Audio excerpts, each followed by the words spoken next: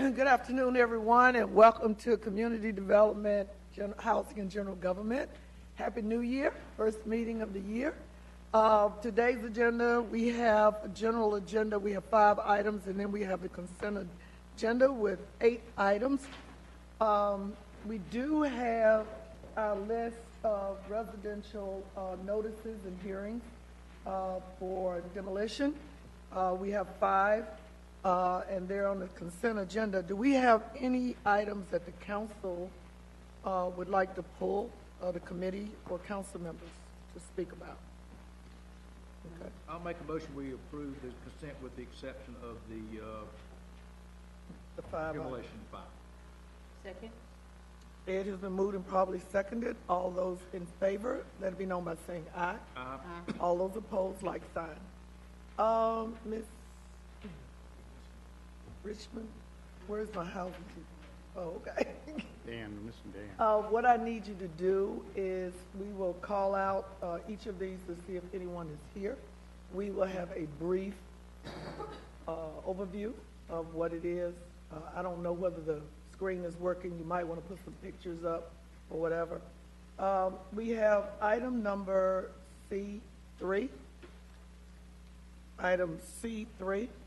And the secretary. Item C3, 1617 North Cherry Street.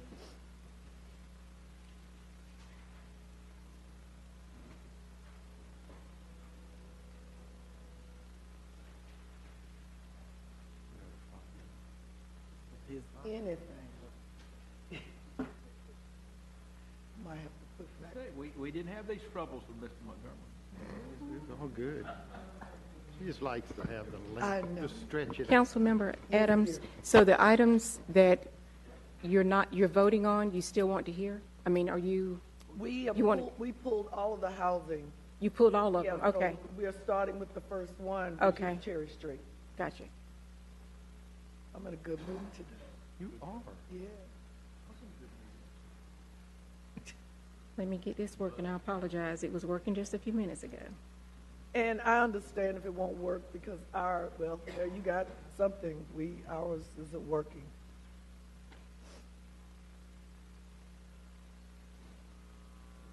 Okay. So we do have, and good evening, good afternoon, everyone.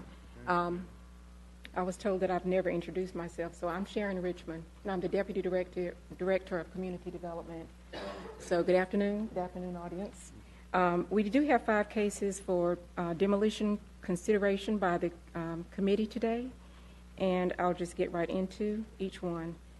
2 of our first cases are going to be in a category that we call plus 50, meaning the cost of repairs are 50% above the structure's fair market value. Let's see.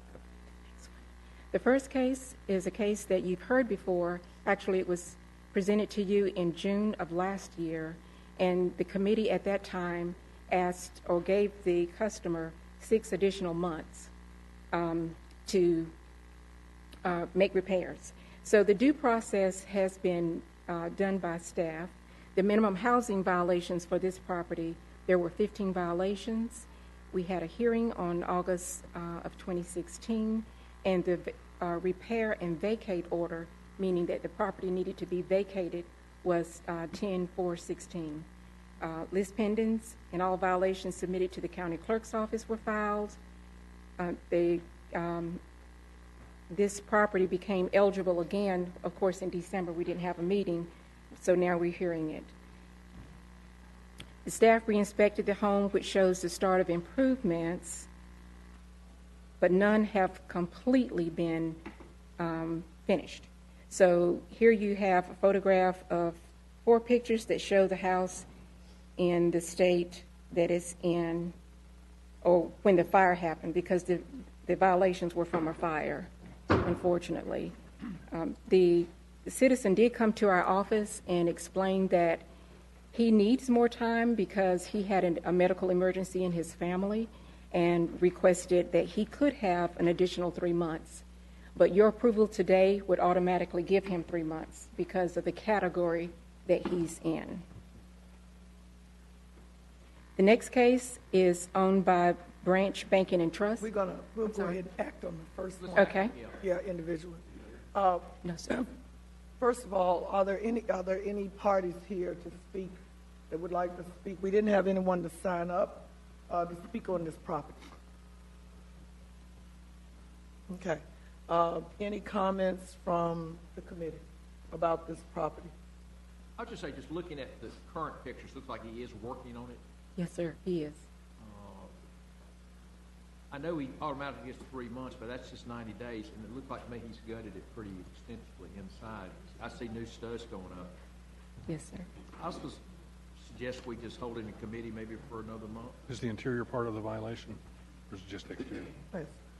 I'm sorry. Is the interior condition part of the violation, or was it just the exterior? It was, the interior was also, but since he gutted it, then we couldn't actually sign off on anything being complete.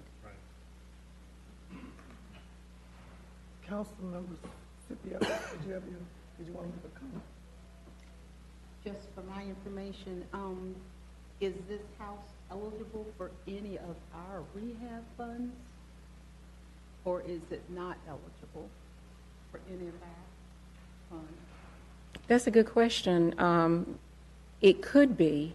He didn't seem to be interested in applying when we mentioned it to him, but it could be perhaps, but he has, the amount of damage is 81,000, I'm sorry. Just 20,000. 20,000. 20,000. So he could be. We mentioned it to him. He didn't seem to be interested because, again, he wanted to do things according to his own time and way. What is Councilmember McIntyre? So procedurally, if you all vote to have this demolished, he's got 90 days to show us that he's continuing to work, and appears as if he is working now. So it's not like the building's going to come down and he's going to lose all of his investment in 90 days. He still had the opportunity to work with us. Councilmember Law. This is a result of fire damage. Yes, sir. Right, so it wasn't, he just hadn't been abandoned for years and collapsing. He had a crisis in this house. which Well, affected it had been abandoned, but he bought It it. had been? Yes. And Yeah, he bought it after the vacant. fire. He bought He it bought it vacant after the fire. after the fire to repair it. Yes. Let him repair it. What is that question? My concern on if we approve and it gets 90 days, I don't think I worry about is there a safety valve that someone's going to go out there and check and see, has he made substantial progress? Yes, sir. We have that safety valve in place now, and we go out and check the We actually properties. tore a house down that was under repair, and we ended up writing a check for $72,000 since I've been on this council. We don't do it anymore. It was his fault. That was Mr. Montgomery's fault on that. Anyway. But anyway, I'm just concerned. I mean, I have had to approve a $72,000 check because somebody didn't drive by the day. It literally, we tore a house down that it didn't. Well, So again, I'll take your word if we have a safety valve, but it better darn sure work. That's just what we'll put into place after that. Okay. Yeah. All right. Just one more. Councilmember Scipio. The timeline, when did this gentleman start repairing this property? Because I think there was something in 2016 that I saw some dates, but when did he start repairing the property? he started repairing the property last year, in the latter part of 2017. So it's been a year already. So is it likely that we approve 3 months, but he really needs 6? Is it more prudent to give him 6 months? Well, I believe he would take as much time as you all approved. I mean, he would welcome and be thankful for whatever you decided. Again, he only stopped, he came in with a member of our staff who also speaks Spanish on December 3rd, and he explained that he had a medical emergency, and that's why he stopped. So he knew the time had come that he would be coming back to committee, but he just wanted to make sure that we understood. So part of that fail-safe that we have, I guess nothing works 100%, but we communicate with customers, and we do send letters to them, certified and regular mail, and then we hope that they respond back to us.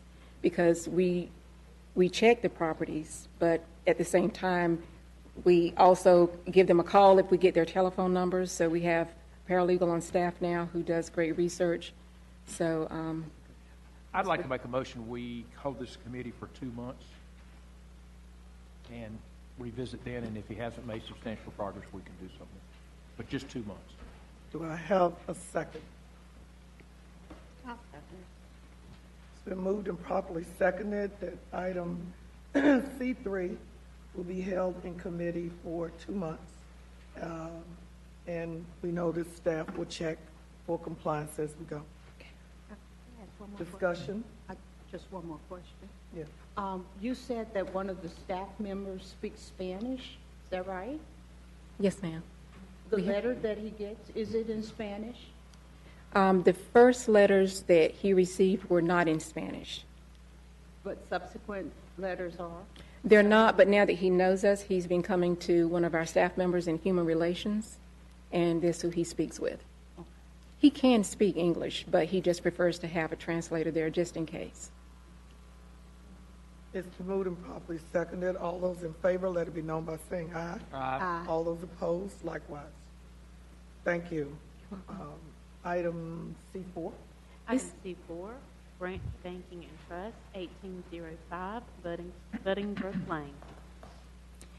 This property is now owned by Branch Banking and Trust. We initially had this case when it was owned by another owner, and I believe it's being foreclosed on. We have reached out to Branch Banking and Trust, but I'll go ahead with the facts on the case. The due process has been followed. This property, an unusual situation happened. I believe there were at least 2 storms that affected trees that fell on this property. Wind and heavy rain, since we were not able to get to it in our course of dealing with demolitions and inspections, the house, and with 25 inches over the water table in 2018, has suffered additional damage due to the moisture. BB&T owns the property now. The hearing took place in 2017. The order expired in October of 2017. We filed all of the violations with the county clerk's office, and it's available, of course, or eligible rather, for consideration in 4/18/2018. We're bringing it to you today. The customer, BB&T, has not contacted us, but we have reached out to them. They have various real estate offices, and I think they deal with someone specifically for foreclosures, so we have not heard back from them at this time. Estimated cost to repair is $81,000, $770, and the fair market value of the structure is $60,000. Thank you. Are there any parties here to speak to this property? I'm just here to speak to the neighborhood. Hi, Melinda Dunnigan, 1875 Mallard Lakes Drive, 27106. And I'm the president of the Mallard Lakes Homeowners Association. This is in the Mallard Lakes neighborhood. This incident occurred in July of 2017. 4 trees, I believe, fell on the property, and the roof caved in. The house was not occupied. No attempt was made to cover the roof. No attempt was made to deal with the damage.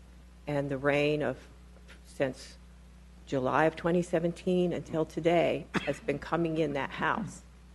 So that's the problem. It could have been salvaged originally, but I don't think it can be salvaged now. I get continual calls from my neighbors. They're concerned about living next to a property that's derelict to this extent. And they're worried about vermin. They're worried about just the impact of how that might affect if they try to sell their house. So this is, and I think it was mentioned that this was eligible for quite some time for you to hear, and it hasn't been heard. It's continually being pushed along in a way that just draws the process out, and we're kind of at the end of our patience over this. So just wanted to express that. Thank you.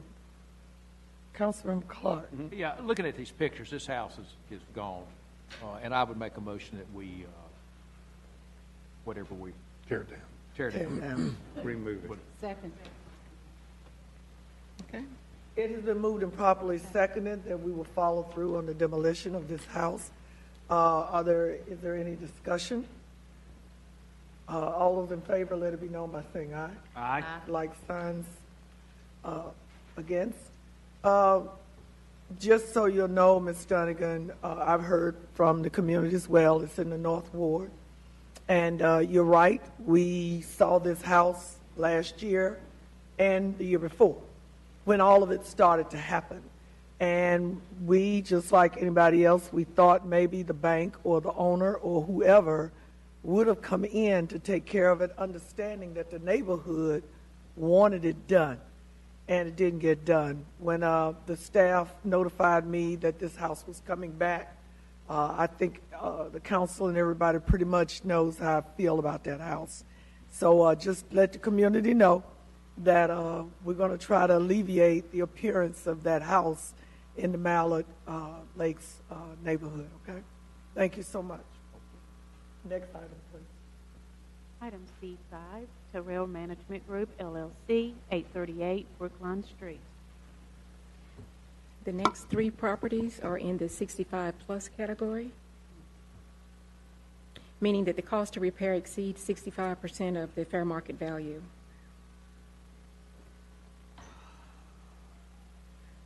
(838) East Brookline Street. This case was started, or the hearing rather, was started 7/23/2018. The repair and vacate order expired in October of 2018. There was a lis pendens file. It's eligible. It became eligible in just this past December of 2018.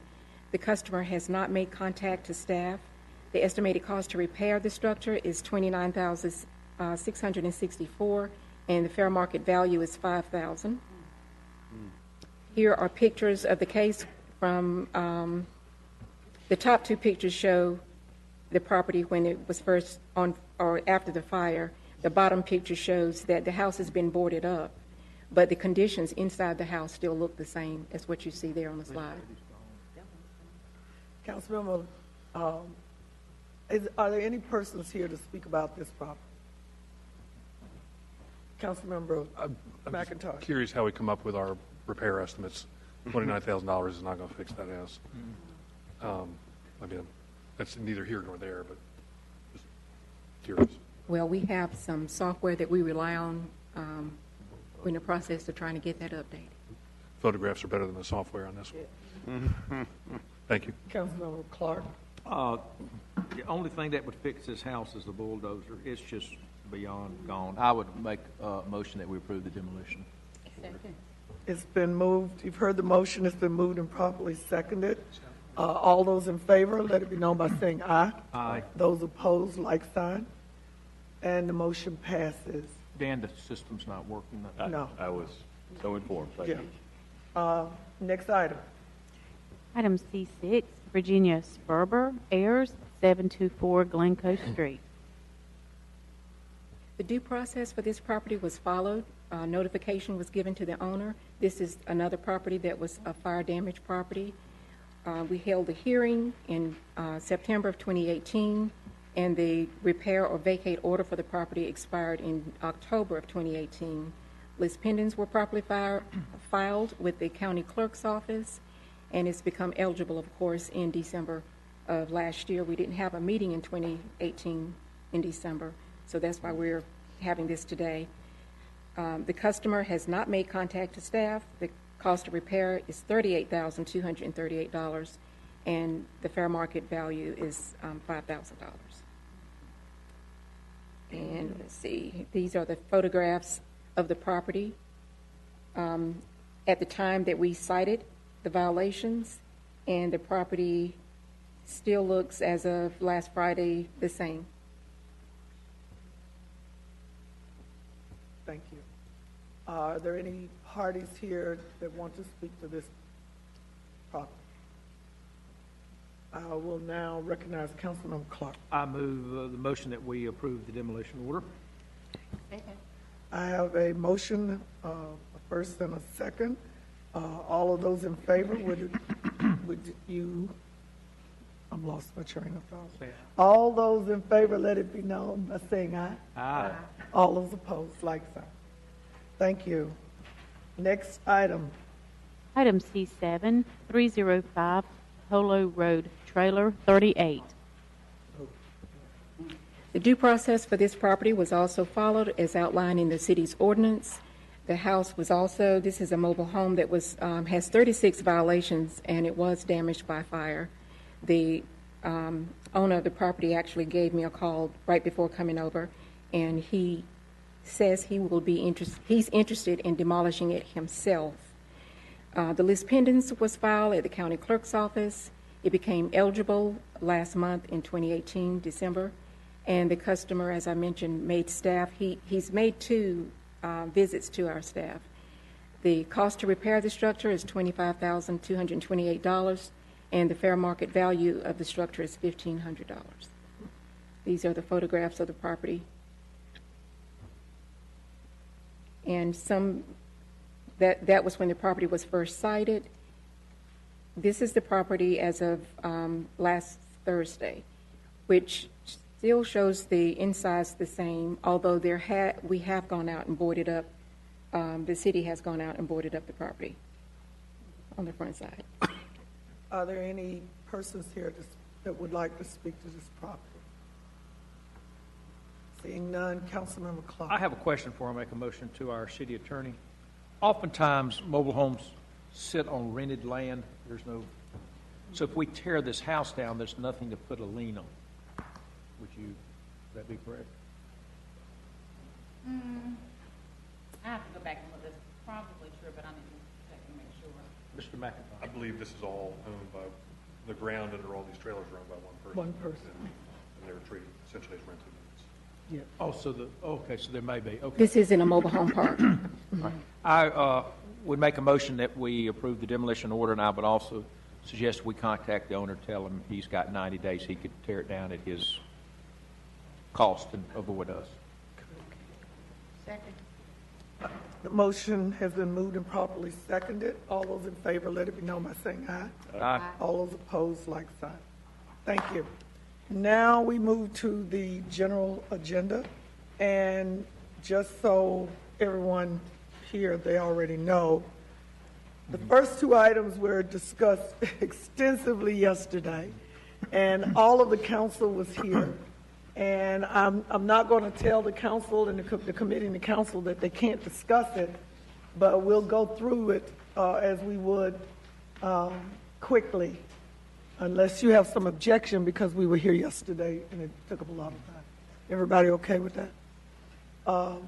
Ms. Newman, just give us a 2-minute overview for those folks that are in the audience, weren't here yesterday, and the people that may be watching the meeting at home. Yes, ma'am.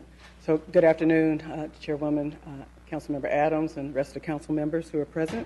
So G1 is a quick overview of, again, the item we discussed yesterday, asking the council to ratify an action taken back in November to facilitate closing the loan for a home buyer who was purchasing a house where the cost of construction did not cover the ultimate cost of the mortgage that the homeowner bought. You all approved that at that time so that the buyer could buy. And so part of why we're here today is to ratify that action taken in November. The other part of that particular action on G1 was also to get your approval for the city manager or his designee to make similar transactions should we be faced with additional homes that have a gap between the cost of sale and the cost of construction that are under construction currently with the SG-AC and CDC.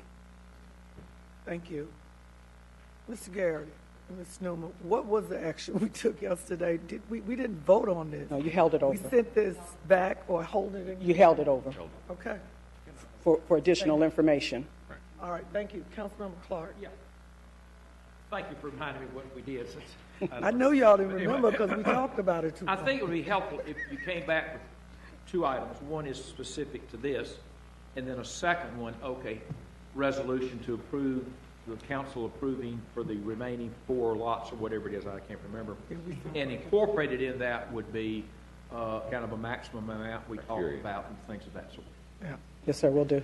All right. Thank you. And just to clarify for the record, I mentioned a price for the sale of the house. There were actually a couple of houses under construction in 2 different locations. I was actually sharing with you the price of the sales contract for a house in the different location, which is on East Hardesty, whereas the one that was actually for you to ratify was in Ridgewood. So I wanted to also clarify that for the record, but I'll provide the detailed information on that when I come back.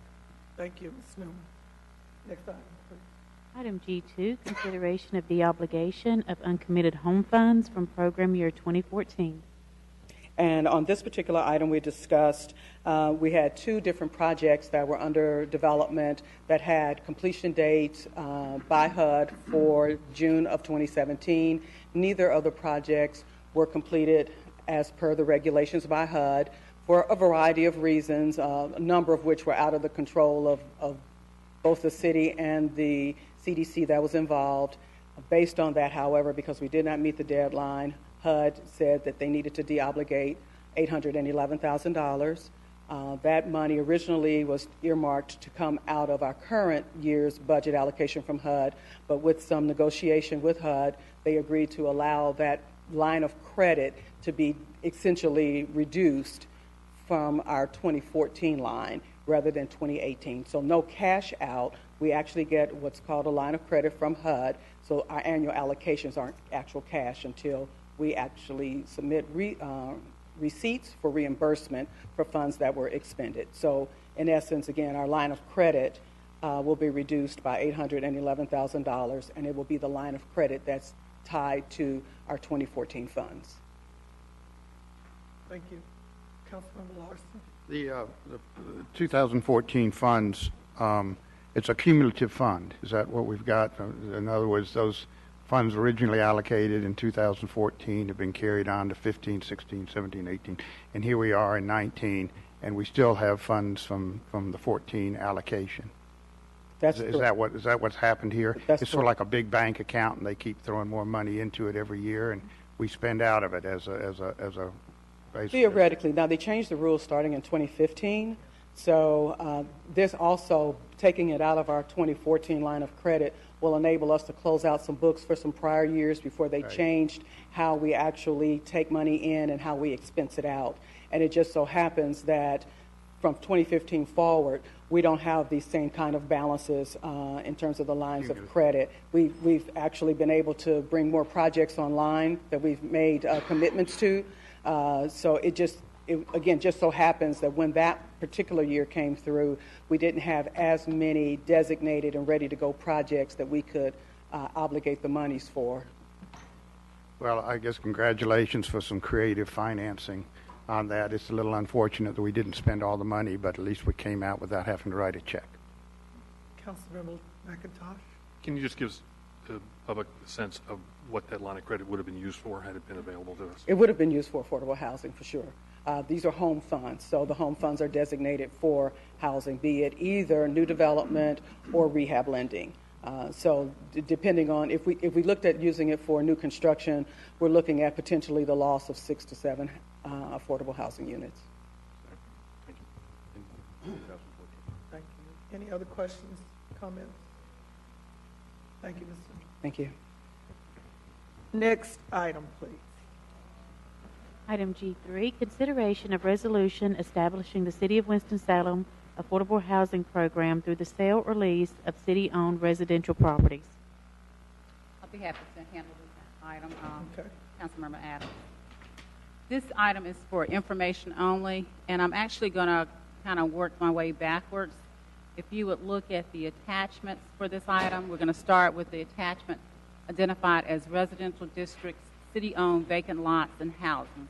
If you open that attachment, you'll see basically there are 430 vacant lots and 3 houses. 430 vacant lots and 3 houses owned by the City of Winston-Salem. And I was told today that there are actually 2 more houses that will be added to the list shortly. So they are in different locations throughout the city.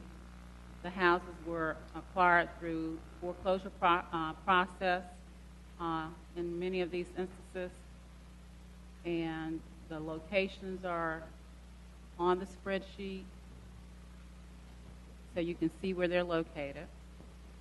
So that's the first attachment. And if you'll close that one up and go to the next one, it says map book. So what we've done is to ask planning to look at the list of properties and help us figure out, based upon that list, and we still need to update the map book, where these properties are located and whether or not they can be built upon. So you have a series of about 59, I think, maps, and I'm just going to draw your attention to a few of them. Map number 2, you can see that's a pretty sizable lot, and the numbers are in the lower right-hand corner. Map 2. Map 2. Yeah, it's in the gray bar. You with me? Okay. Map 3, you can see there are on, I guess it says Woodsong Lane, several lots there. Map 5, you see that's a pretty sizable lot. Map 8, again, pretty sizable lots there. Or one sizable lot. 17. Excuse me, city attorney, there's no way we can put this up so the audience and people can see it. I'm not sure. Huh? She could put the iPad on the document.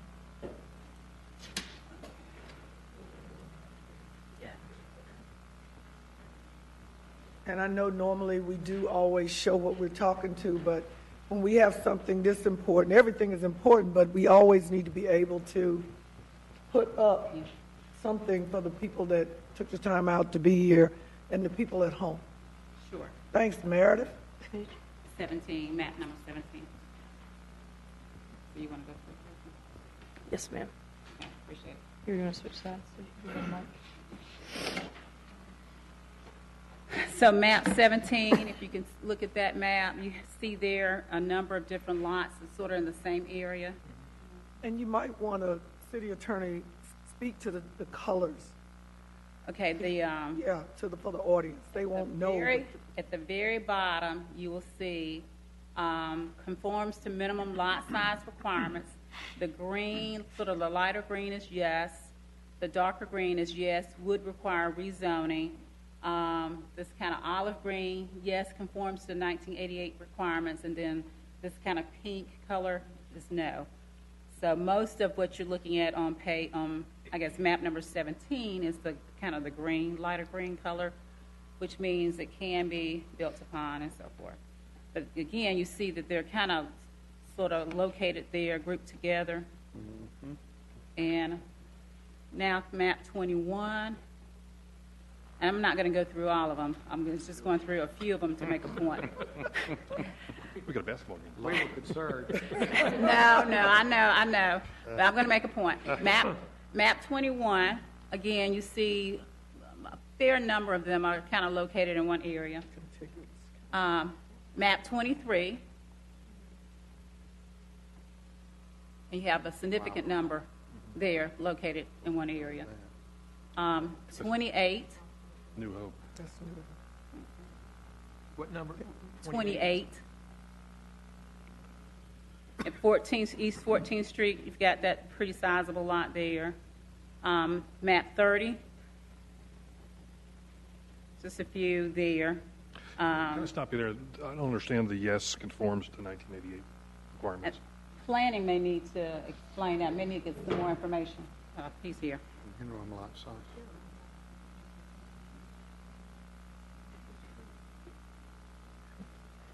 Good afternoon.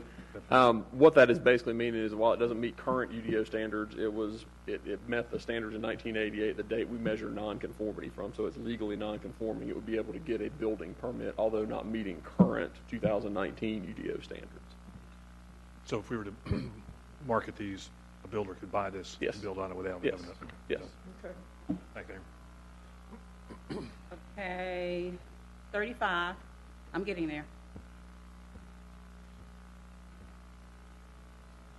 Again, a good sizable lot there. 36, you have a cluster of lots in 36, and 37, 38, and I'm going to stop there.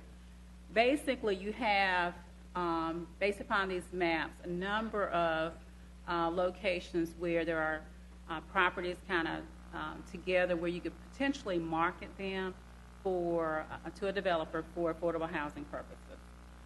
So looking at the list of properties, vacant properties that the city owns, and looking at the maps, we can gather essentially those areas where it might present an opportunity to market properties to developers interested in building affordable housing.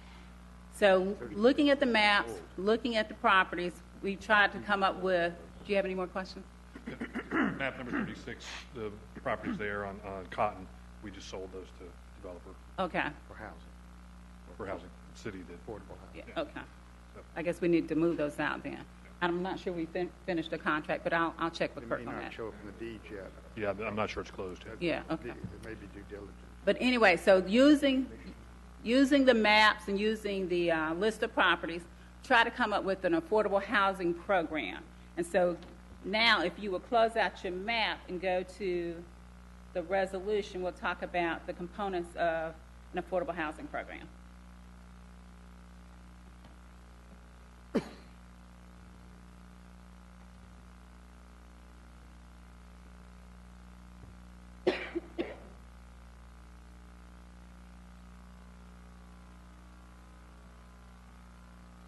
Okay.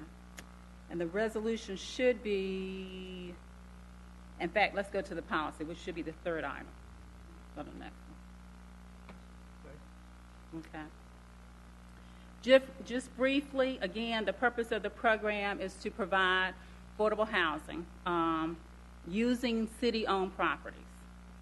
And the components of a program would basically include all of the properties that are on the list that we just went over quickly, unless a council member or this committee basically wants to remove a property or properties from that list.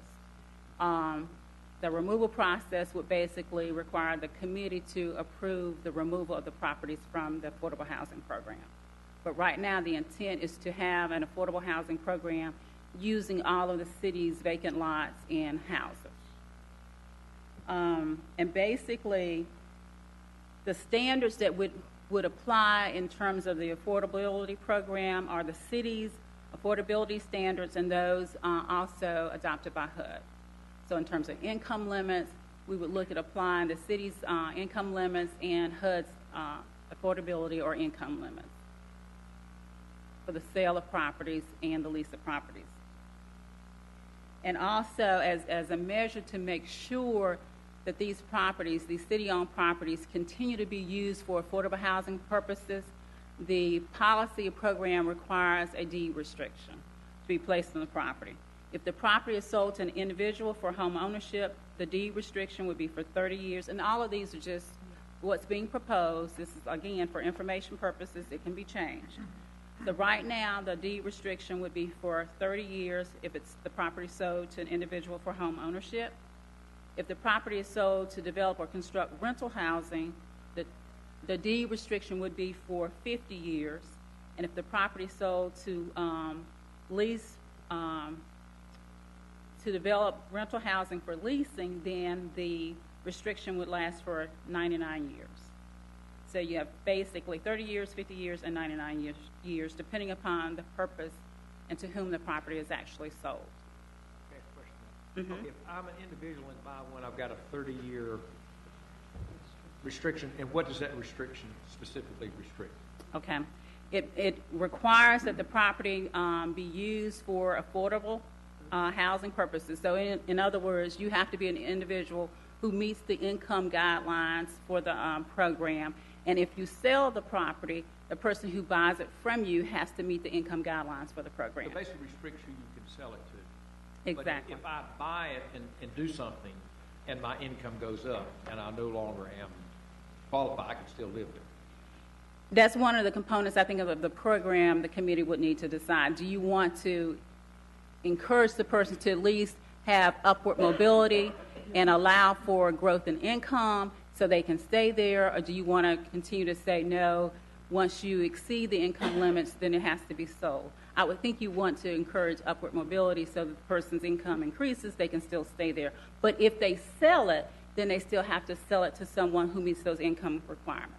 I would think that's what committee would be interested in doing, but it's certainly up to committee and council. And I think that, for me personally, I think the committee will go that way, because I remember back in the Housing Authority, back in the 90s, when they had all these sustainable, self-sufficient programs, there were penalties for people that got a high school diploma, got a college degree or a associate's degree, got a better job, then they had to move.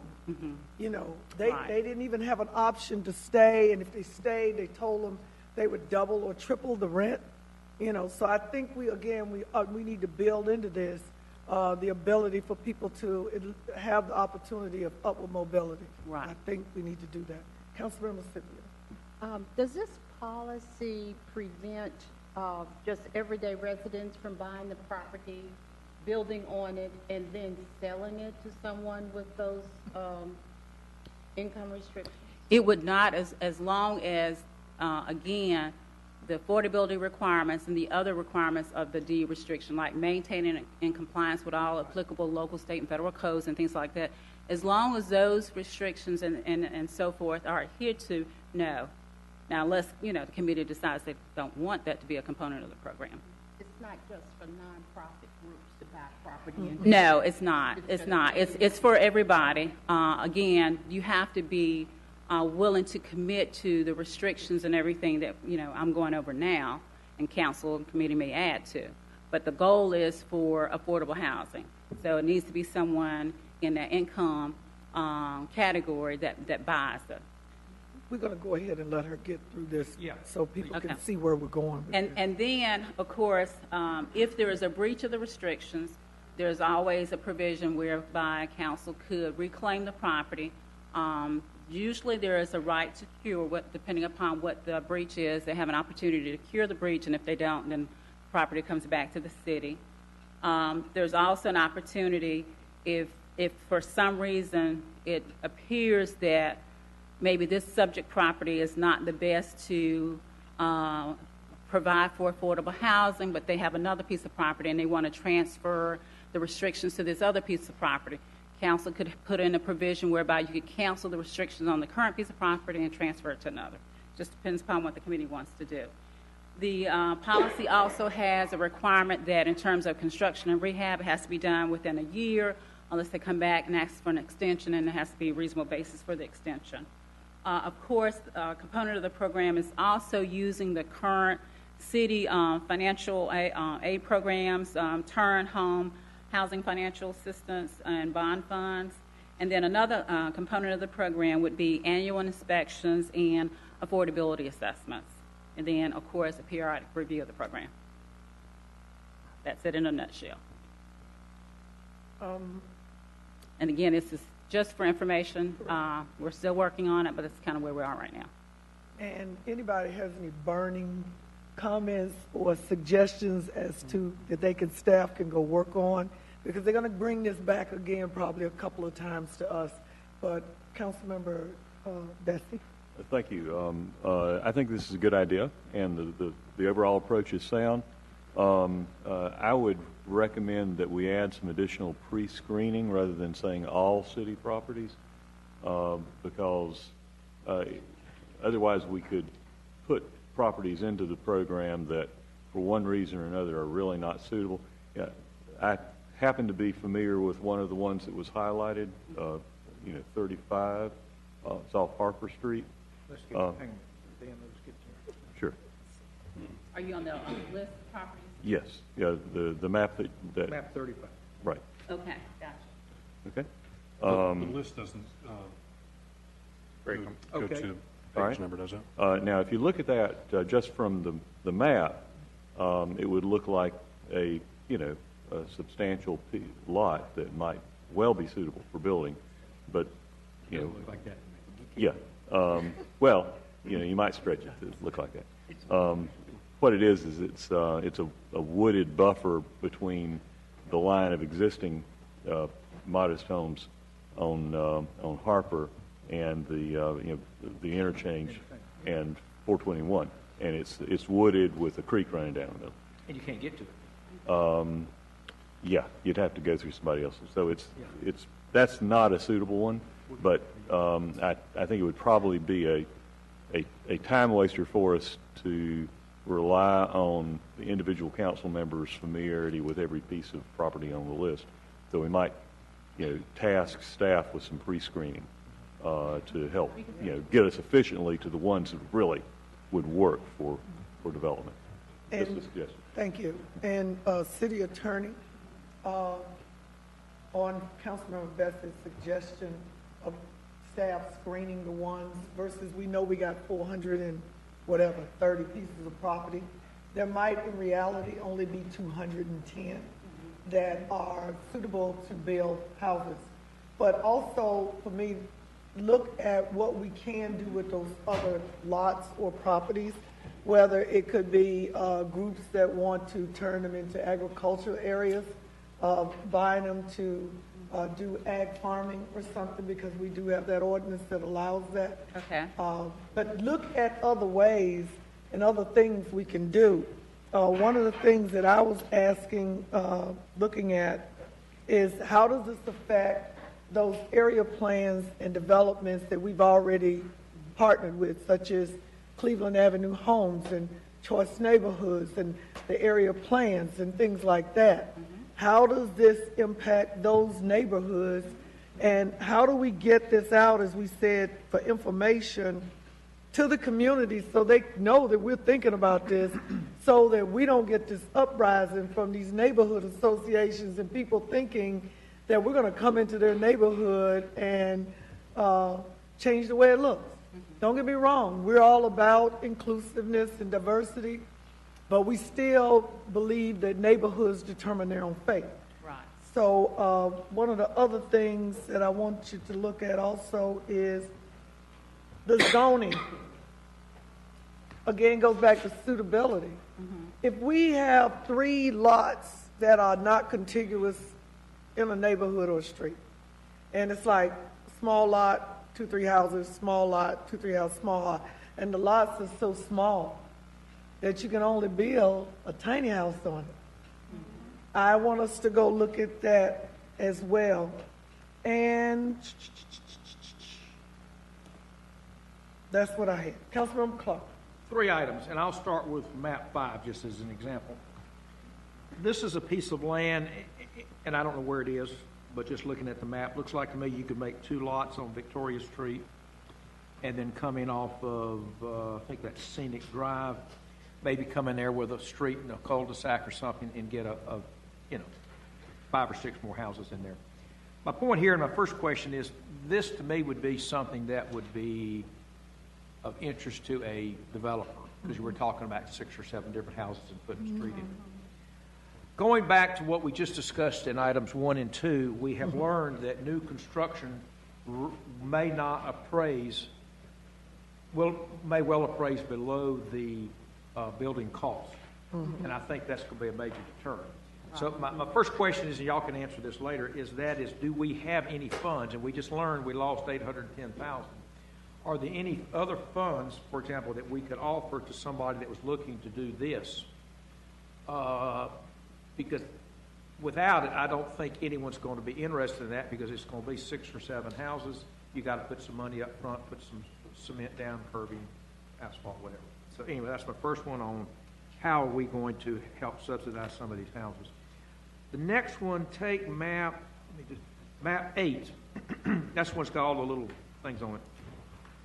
There are a number of little lots, and I guess that's red or salmon colored, and I'll just pick one, 231 and 232 right up there. I make the analogy, I use the analogy sometimes, how do you eat an elephant? Well, you eat it one bite at a time. And we got 430 bites right now that we have to eat. We got a lot of land we need to do something with. And I use that as an example. Those are not buildable. You can't do anything with it. I think that's where staff needs to look at whoever has land beside it and see if they would be interested in buying it with all of it, whatever. On that same map, go up to the ones at the top left, 225, 226, 27. Could you, instead of having 4 lots, have 2, combine them, and would that make them buildable? Because right now you got 4 that aren't worth anything. And so that's the next building. And, well,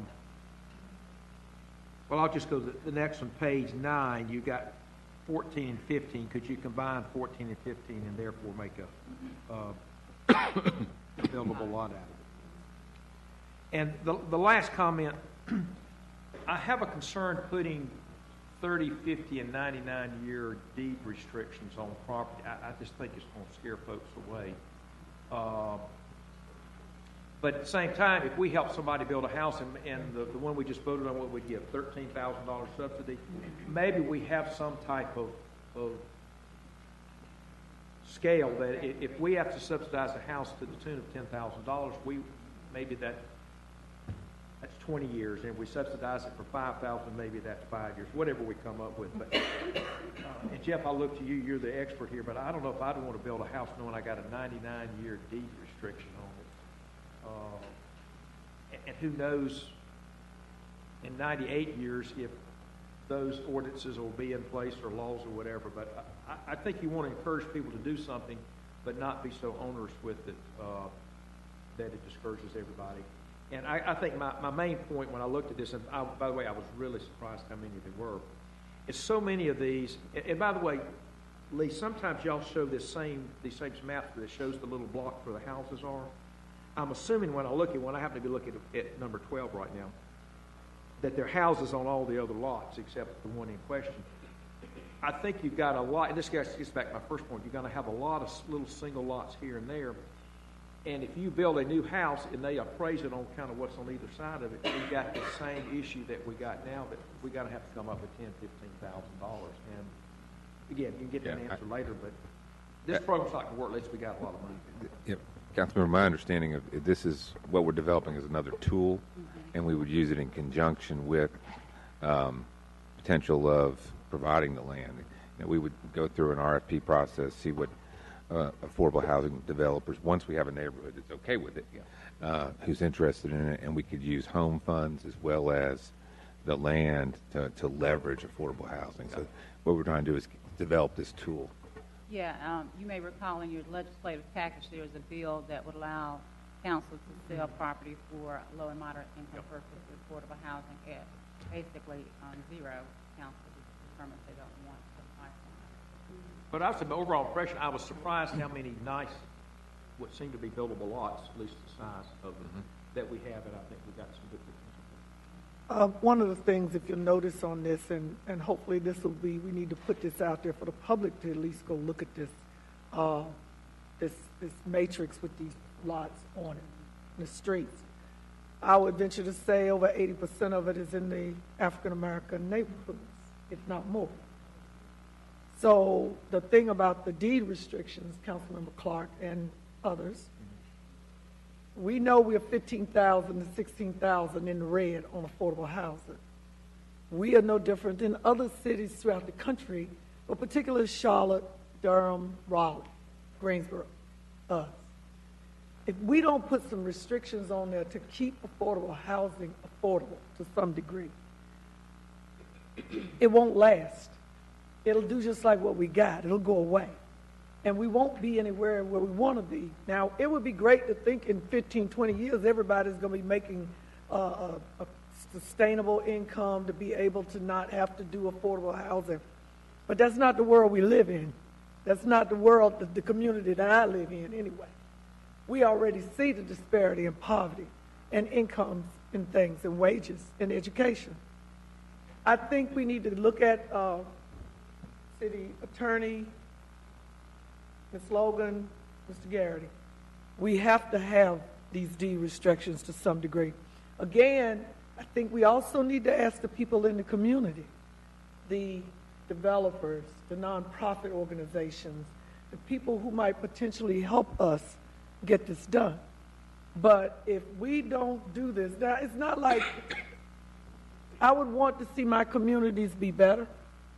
I would love for them to have great, wonderful houses, and that's what we all want. But we also know we have a huge population that aren't able to own a house or rent a house, and I hear this from the homeless operators all the time, the agencies, they can do all the resourcing and the case management, but if there's nowhere for these people to go when they go through this process to get affordable housing based on whatever their situation or income is, then they're just shooting blanks too. So We'll look at some Yeah. additional time frame. Yeah. Shorter time frame. And look at what other cities do as well to maintain their affordable housing. Using their own properties for this purpose. But Yeah. we'll see what we can find. All right, Councilmember Clark. Actually, I want to follow up on one point you made, which I thought was a very good one.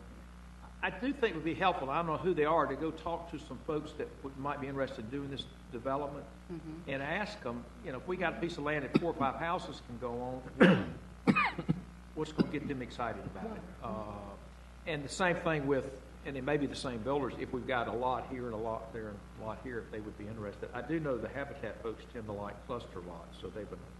But I do think it'd be very helpful to ask the folks that we're going to be marketing this to before we market it to them, what would excite them about this.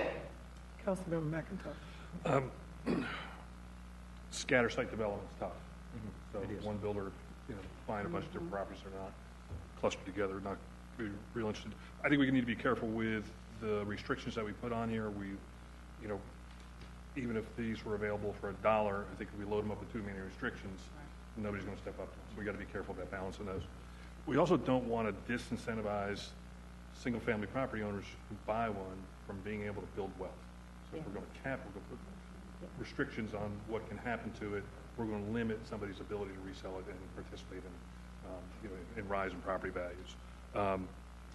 The other thing is that in the Northwest Ward, there were 8, I think there were only 8 pieces of property, and 4 of them were what I thought were parkland.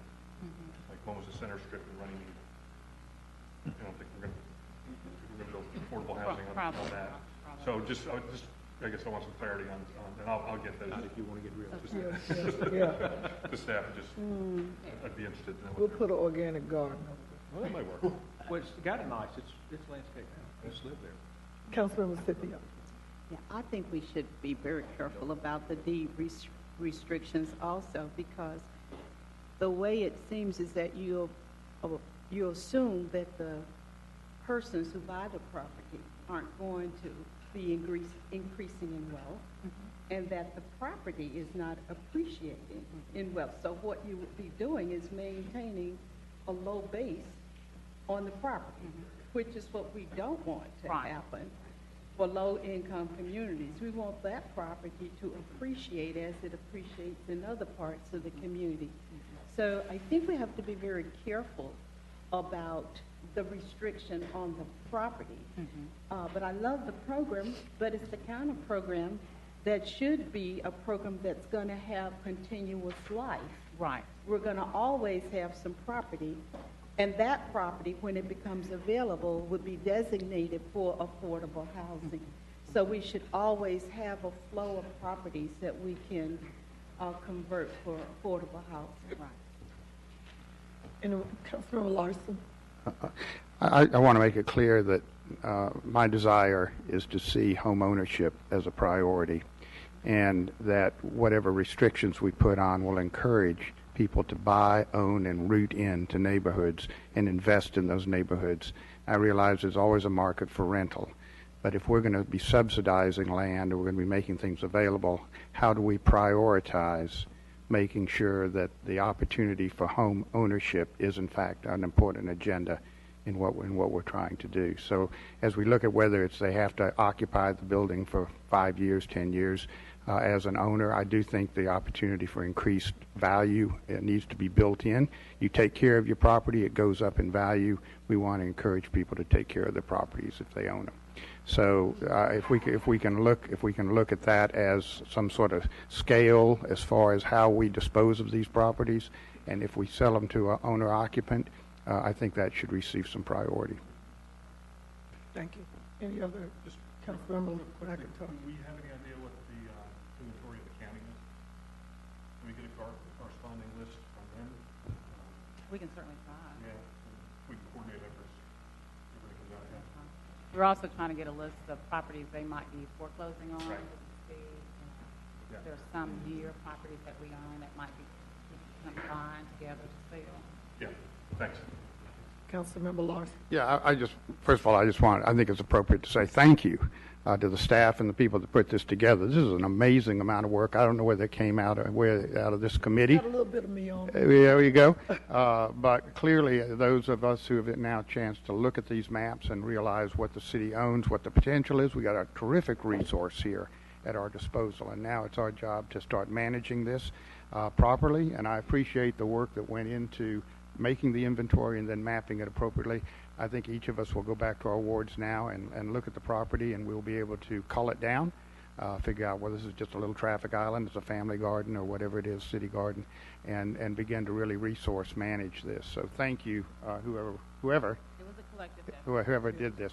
This document is incredibly valuable.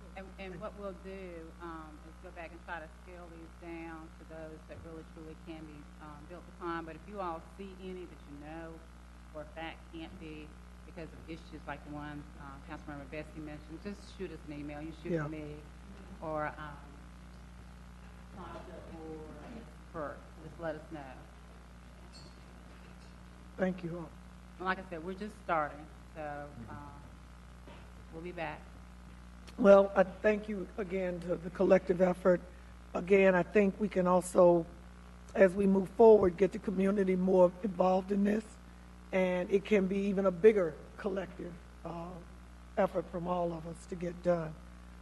Looking forward to hearing more about it in the next round and the takeaways that the council suggested, as well as the feedback from the council members like Councilmember Bessie or Councilman McIntosh. If you know of an area that is definitely unbuildable, not suitable, let the group know, the attorney and Ms. Logan and others. I will mention one other thing. We did try those little small, odd-shaped lots. We did actually try to sell some of those to adjoining property owners. We found that they really weren't interested because they weren't interested in increasing their tax liability, and for different reasons, it just didn't work. You all may remember kind of brought an item, I guess it was about a couple of years ago, for that purpose, and it just didn't quite work. Right. But we're still working on it. All right. Thank you. Thank you very much. Next item, please. Item G4, information on 4th Street Public Art Project.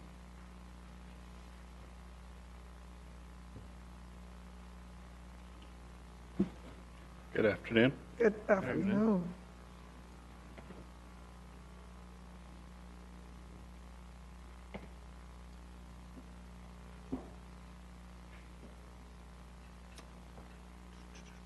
Let's see here. There we go. All right.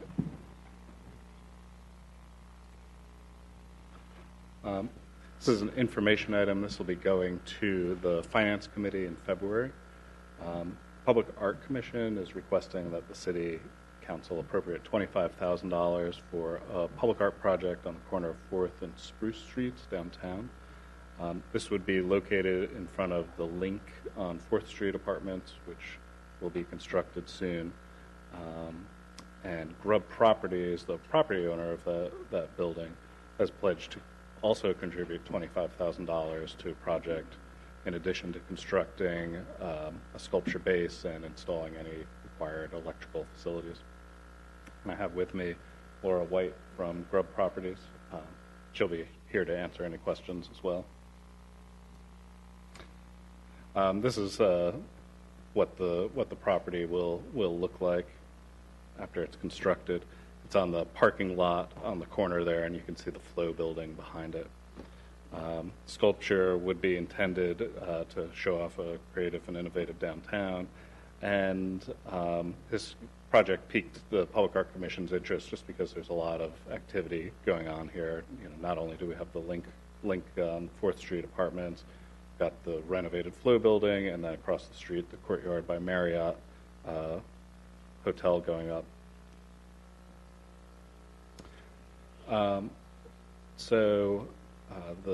For the Link on 4th Street, the building construction is scheduled to begin in summer 2019. An artist search could occur in later this year, and then a sculpture could be installed in early 2021 as the building's being completed. And this is something that Grubb Properties has done in Greenville, South Carolina. This is an example of a sculpture that an artist produced there in front of their apartments in Greenville. And just to look at the process, Grubb Properties would deposit funds with the city at the start of the process. Public Art Commission would conduct the artist search with up to 2 Grubb Properties representatives invited to take part in the stakeholder committee. The artist search would prioritize Winston-Salem residents and minority and women business entities. And then the city council would ultimately approve the artist before funding. And then the sculpture would be dedicated to the city upon installation. I'm happy to answer any questions, and this is Ms. White. Are there any questions from the committee? Good. Or the council? Councilman Is that on city property or is that on Grubb's property? It would be on city property. It would be on city property, okay. So it might require an encroachment agreement. Councilmember Scipio. Is that cost already in our budget for public art? There is $130,000 thereabouts in the public art budget, and the request would be for the $25,000 to come out of that. My only concern is, I think, and correct me on this, city manager and assistant director Logan, is there any affordable housing in those apartments, or did we somehow get to the point where there isn't any in those Links apartments? There's city money in it, so They have to meet our requirements, so you have to check. There was some, but I'll check to see if there are Please, multiple units that's please in there. check on it, the total number of units again versus how many are affordable and what the rents are expected to be. For me, I will not be supporting this until I get my response. Again, I'm in that mode now. I have a problem with us giving everybody's pot of tax dollars to people or groups or organizations that don't somehow want to help or be a part of our vision of what we see this city as. As much as I love the arts, I figure all that downtown, whatever, innovation and construction, 25 Gs, they might be able to go call up some friends and get it. But until I get my answer, I can't do that. Committee, what is your pleasure? This is just for Information. When is this coming to finance? February. February. I think you want to go find out everything that I need to know. Councilmember McIntyre. how many pieces of public art have we done so far? We've done the Otter, right? Done the Otter. It's a city-county organization, so we've done the Forsyth County Library, the Otter. We're doing the Winston-Salem Portrait Project, which will have 8 pieces, and 1 piece in each ward, and then a piece downtown. And then I'm trying to think, the Benton, and including the Larry Leon Hamlin piece. My question is to just bring up the fact that we need to pay attention to geographically where these pieces of art are going. It's South Ward, this is Northwest Ward, Benton is North Ward, so keeping some consistency there and making sure everybody gets a little bit out of the pot. Yeah. West Ward doesn't need it.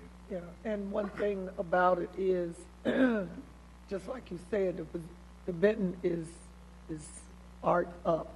It's very nice. Everybody that comes here, they go there, they look at it, whether they're staying across the street or even have a conference in the convention center. They see that as our downtown museum, whether y'all know it or not. So for the North Ward, it would be ludicrous for us to think that we want to put another piece in front of the Benton or near it.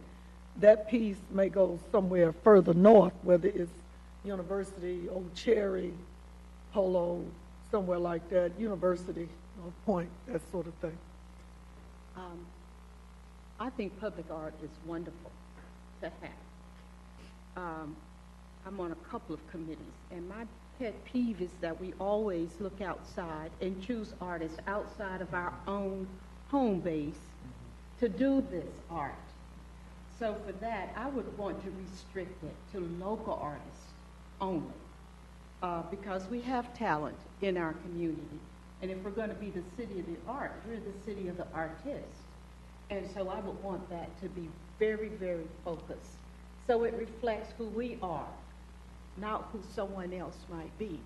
And I also want to make sure you seriously consider African American artists, because they get pushed aside in all of these discussions and in the selections. And we have some phenomenal artists here. And I would really want that to happen. And if the commission has no idea who they are, then tell them I will be at their meeting. I can bring them a list of our artists who are phenomenal. There will be a 20% weight on local artists and a 20% weight on minority and women They have to artists. follow the same rules. I don't care, but first we got to make sure they know about it. They know. They did that. Mm-hmm. And We did that for the The Centennial Art in Courtney Plaza was an African-American gentleman. Mm-hmm. Any more questions or anything concerns? Also, Ms. Logan, find out what the rent rate is in that bill for those apartments. And to the question of geographic diversity of the art, the Public Art Commission's working on a public art plan right now, and they'll be going into the public comment or a public input phase of that. It's in the very beginning processes, so you'll be hearing more about that soon. So hopefully we'll have a plan to diversify that. Thank you. Any other questions, comments? Thank you. Thank you. Next item, last one. Item G5, information on the 2020 Census Complete Count Committee.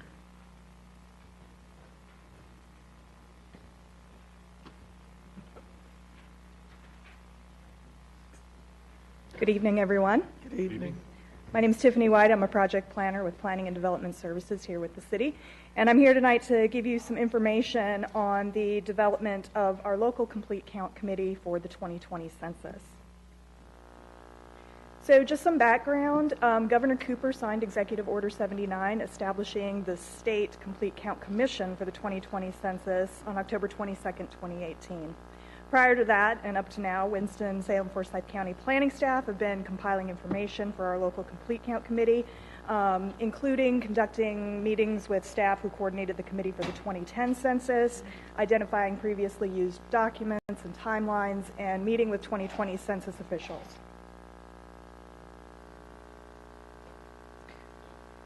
So in case you don't know, the purpose of a CCC is to utilize local knowledge, influence, and resources to come up with ways to educate communities and promote the census through locally based targeted outreach. This is more of an outreach and PR campaign to educate people about what the census does and the timeline.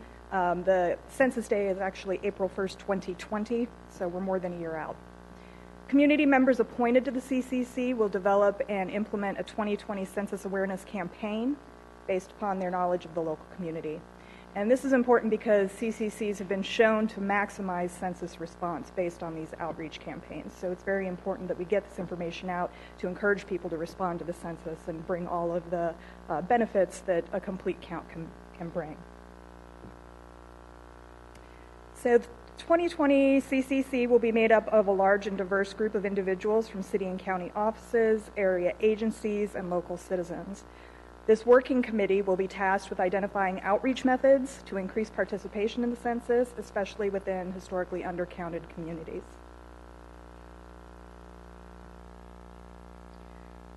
Again, the CCC is a working committee, not an advisory committee.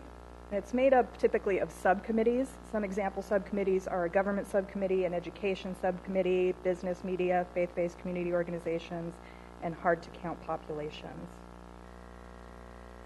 Potential candidates for the CCC should be community members who have expertise, influence, and experience in one or more of those identified subcommittees. For our local committee, a meeting with the mayor, the city manager, the chairman of the county commissioners, and the county manager will take place soon to discuss outreach to individuals and groups, including city council and county commissioners, who can provide potential names for those CCC members. Letters to solicit those recommendations for potential CCC members will be sent from the mayor and county commissioner chair at the beginning of next month, likely. Once recommendations for that committee have been received, a list of potential appointees to the CCC will be created by the mayor and the county commission chair, and letters will be sent from the mayor's office and the county commissioner's office to those potential appointees to the CCC asking them to serve. So timeline for how this will happen, outreach to solicit recommendations for the 2020 census will commence at the end of this month. Letters to appointees who have been selected to convene the 2020 CCC will be sent from the mayor's office and the county commissioner's office in February, probably late February, with the hope that the first full committee meeting will be scheduled in March. So that's kind of where we are. Once that committee convenes, they will again be doing a lot of the work in coming up with these ideas for outreach, and city and county staff will act as staff support. We won't be driving that discussion. It will be the committee and the subcommittees that will be driving that discussion and those outreach ideas. So, any questions, comments?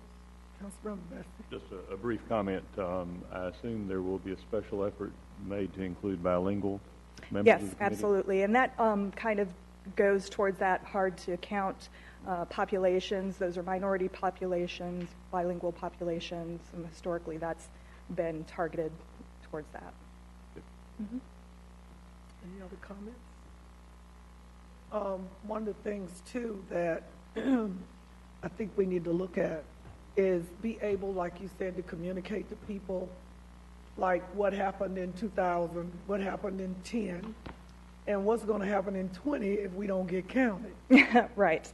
School boards, school teacher salaries, you know, right. affordable housing, right. workforce development, you know, everything that we can help people connect to, and it might even help, again, with the people we select, that they have a story to tell. That's how you get people engaged in whatever it is that you want. If you got a group of people and none of them can connect to me with a story that I can possibly buy into or identify with, then I may not fill out the survey. And with everybody knowing that they're going to be using these, right? You know, that only people will go to the homes when the people don't respond to this. Right. So I think we need to find people and council members that can connect to how, not just how important the census is, but at least have some stories or know people that have stories that connect to how important ADA is. When we don't get the funding to do sidewalks and streets that everybody in parks can use. All of this is at stake, and we got less than a year to get ready for it. I'm looking forward to it. Great. Thank you so much. Thank you. Any other good of the order? Meeting is